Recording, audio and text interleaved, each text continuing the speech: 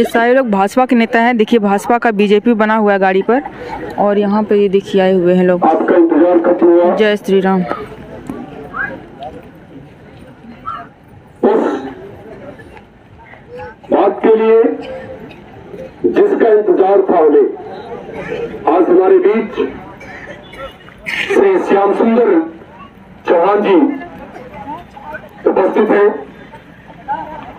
और हम किसान संयुक्त किसान मोर्चा की तरफ से उपस्थित हमारे गांव को उजाड़ा न जाए, हमारी जमीनें हमसे ली न जाए, इस गुहार के लिए बैठे हैं। और हमारी विनती है कि कृपया हमारी आवाज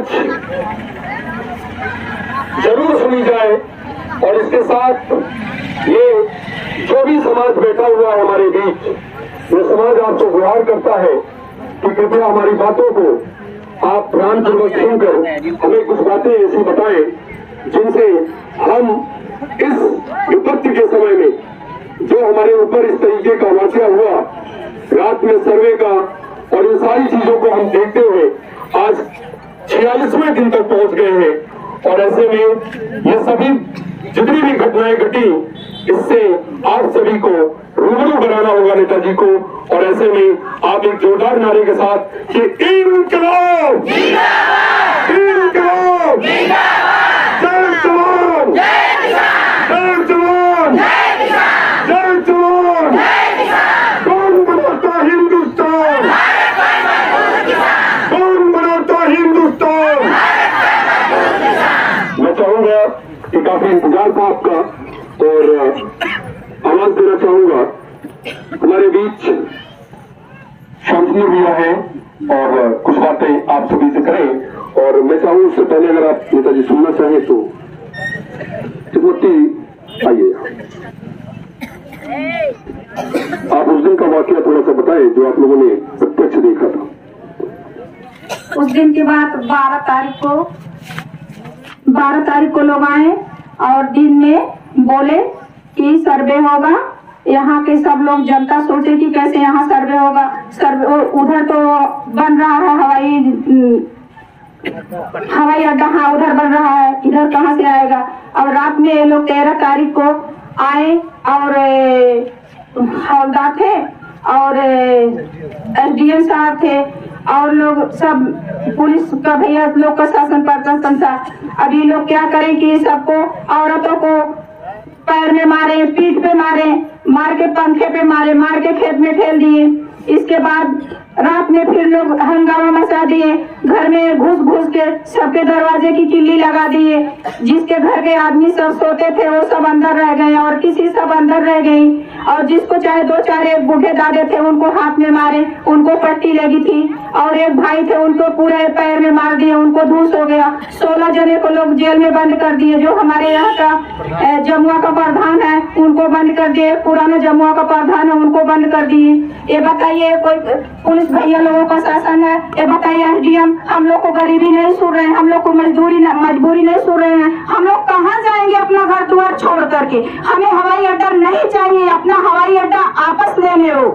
हम लोग को यही मांग है, अपना जगह जमीन हम लोग नहीं छोड़ेंगे, अपना हवाई अड्डा वापस करें। जितने में हवाई अड्डा है उतने में उनका हवाई अड्डा रहेगा और हम लोग छोड़ दें, इधर की सब हर जनता की छोड़ दें, सब जनता अपना खाएगा। हम लोग गरीब आदमी हैं, किसी का अधिया करके, किसी का टुकड़ा जोड़ के, किसी का कैसे हम लोग खाते हैं। हम लोग मजदूरी करते हैं, हसुआ लेकर खेत में कटिया करते हैं, घास करते हैं, हम लोग भैंस गोरू पाले हैं। आज हम लोग को भगा देंगे तो हम लोग कहाँ जाएंगे?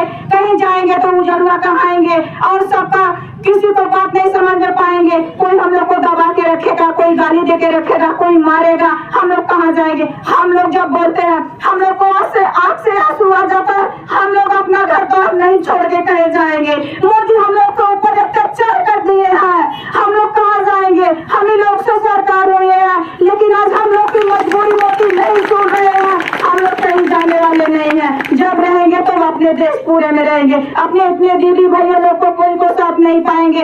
कौन कहाँ जाएगा, कौन कहाँ जाएगा, किसके ऊपर क्या बीतेगा, किसके ऊपर क्या नहीं बीतेगा। हम लोग अपने देश पूरे में रहेंगे। मोदी अपना हवाई अड्डा आपस ले, हमें नहीं चाहेगा।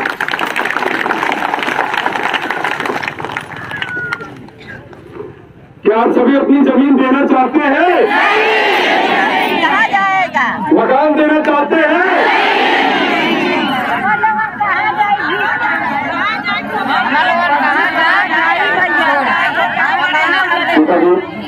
मैं चाहूंगा कि आप ही मिल लें और बीच में मैं क्या करूं। आए एक जोरदार ताली के साथ हमारे काउंसिलर भैया से मुलाकात करें और जो कुछ भी आपका दुख है आज सुनने के लिए हमारे बीच प्रशासन के एक व्यक्तित्व आए हैं और प्रतिनिधि जी जो आप सबकी बातों को सुन करके आप सभी से रूबरू होंगे।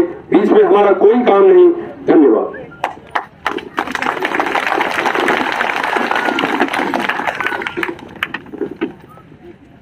यहाँ पर बैठे आज 46वें दिन अपने जमीन को बचाने के लिए बैठे हमारे देवियों और सज्जनों, आप सभी लोगों को मैं इस दुख के घड़ी में आप लोगों के साथ हूँ और आप सभी लोगों का मैं इस मंच के तरफ से स्वागत अभिनंदन तो नहीं करूँगा, लेकिन आप लोगों से शीश झुका के प्रणाम करूँगा।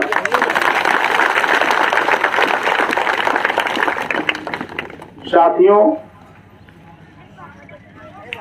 आप लोग का जो मकसद है, हमारे बीच में हमारे माननीय सांसद, सदर लोकसभा के सांसद, लोकप्रिय सांसद माननीय दिनेश लाल यादव निरहुआ जी के पास आप लोगों के ही बीच में के कुछ भाई बंधु चल के गए और आप लोग की जितनी भी समस्याएं हैं सारी समस्याओं से अवगत कराएं।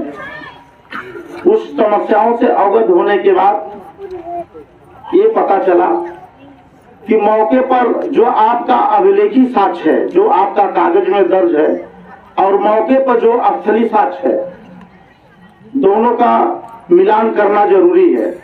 कुछ चीजें हैं, देखिए देश विकास की तरफ बढ़ रहा है, विकास भी जरूरी है, लेकिन किसी का गर्दन दबा के या किसी को दुख करके विकास नहीं जरूरी है। हमें वो काम करना चाहिए। मैं इतना जानता हूं साथियों, देवियों और सज्जनों, कि जिस काम को करने से कोई पीड़ा होती है उसे पाप कहते हैं और जिस काम को करने से कोई सुख की अनुभूति होती है उसे पुण्य काम कहा जाता है। तो जिस काम में हमारे इतने ढेर सारे किसान भाइयों, माताएं, बहनें को अगर किसी प्रकार से समस्या है तो उस समस्या का निदान भी होना चाहिए।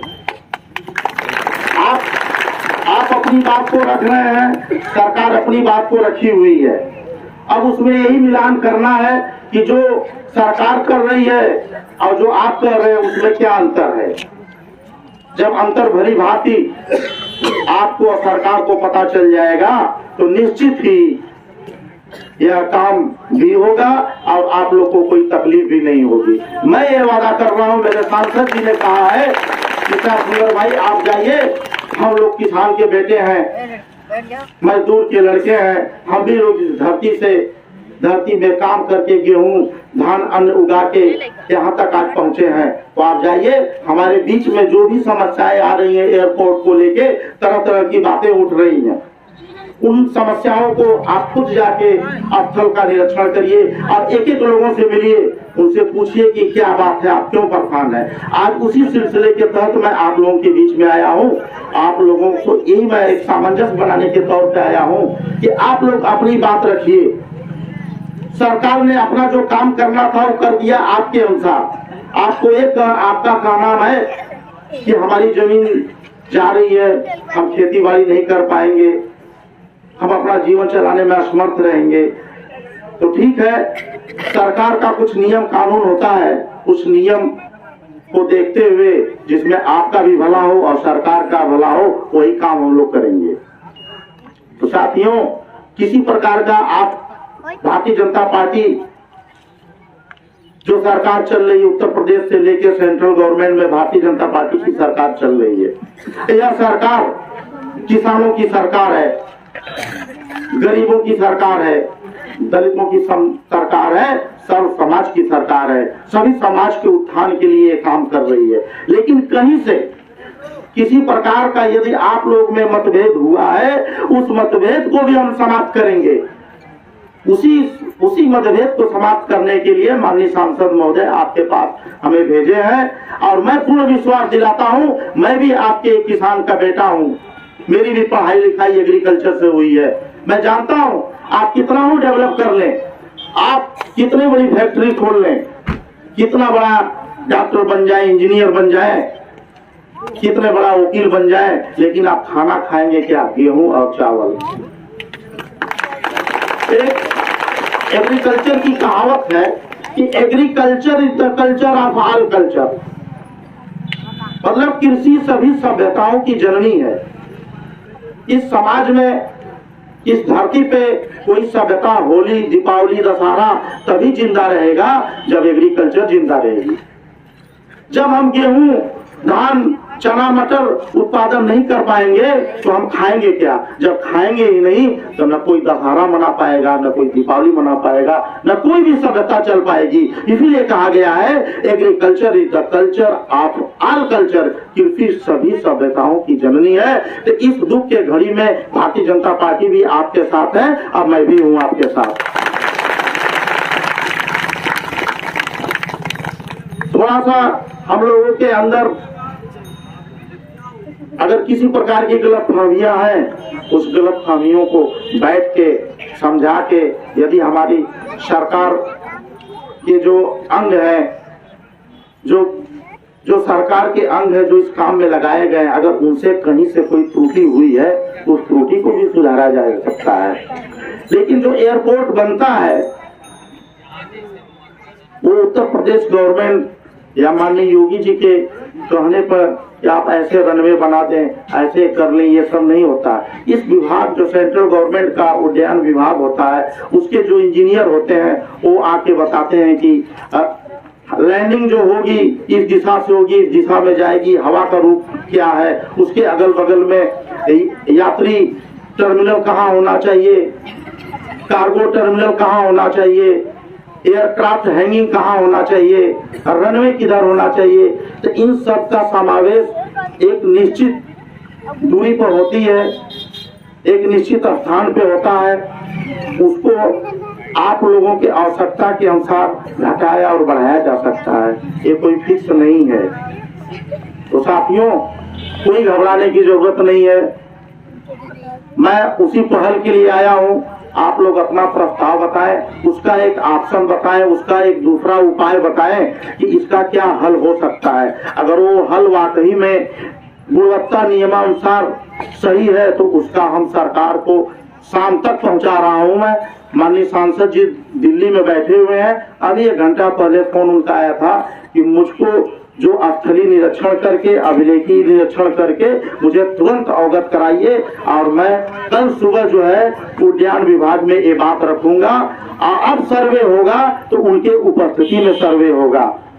माननीय सांसद महोदय और आपके बीच के कई लोग उसमें रहेंगे, तो जो सामंजस्य बनेगा वही जमीनें जाएंगी, ये मैं पूर्ण विश्वास दिला रहा हूँ साथियों। और किसी को कुछ कहना है तो बताएं। घबराने की जरूरत नहीं है। ये हम भारतवर्ष है, भारतवर्ष 1947 में स्वतंत्र हो चुका था। हम स्वतंत्र देश के एक निवासी हैं। तो आपके साथ कोई भी ऐसा काम नहीं होगा जिससे आपको लगेगा कि आप परतंत्र हैं, आप स्वतंत्र नहीं हैं। तो अपने दिमाग से निकाल दीजिए, जो इस प्रदेश का मुखिया आदित्य योगी नाथ है, जिन्होंने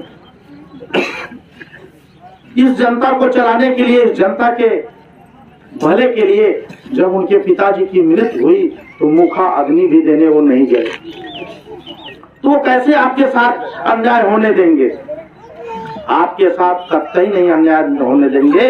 मैं पूर्ण विश्वास दिलाता हूँ, एक भारतीय जनता पार्टी का छोटा कार्यकर्ता के नाते भी मैं आपको पूर्ण विश्वास दिलाता हूँ कि जो व्यक्ति कोरोना काल में अपने पिताजी के मरने के बाद भी मुखाग्नि देने के लिए अपने गांव नहीं पहुंच पाए।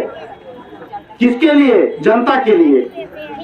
वो व्यक्ति आपका कैसे बुरा चाहेगा? वो व्यक्ति हमेशा उत्तर प्रदेश की जनता के लिए 24 घंटे में 18 घंटे काम कर रहे हैं। किसके लिए कर रहे हैं?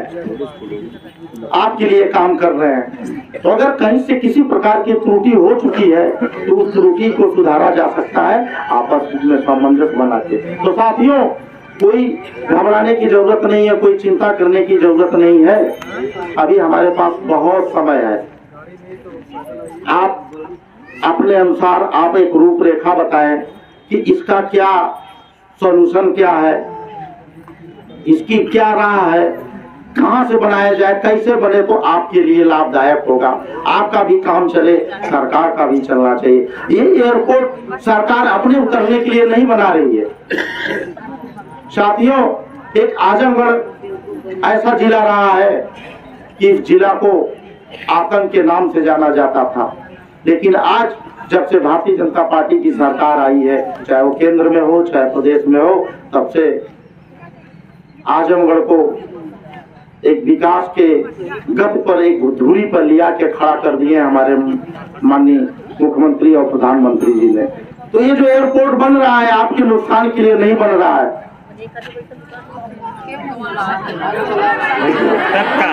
आपके फायदे के लिए बन रहा है, हम लोगों के फायदे के लिए। सुन लीजिए। लेकिन किसी का भैया, हम लोग को फायदा नहीं है, किसी को नहीं चाहिए, हम लोग को नहीं फायदा। सुन तो ले, किसी फायदे का काम जरूर है, लेकिन किसी के गला दबा के से खा लेंगे हम लोग, हवाई पट्टी से पेट भरेगा, गला दबा के, किसी को झुका के, हम लोग को नहीं भैया, किसी को दबा के नहीं किया जा सकता है, नहीं चाहिए, हम लोग नहीं किया जा सकता। किसी को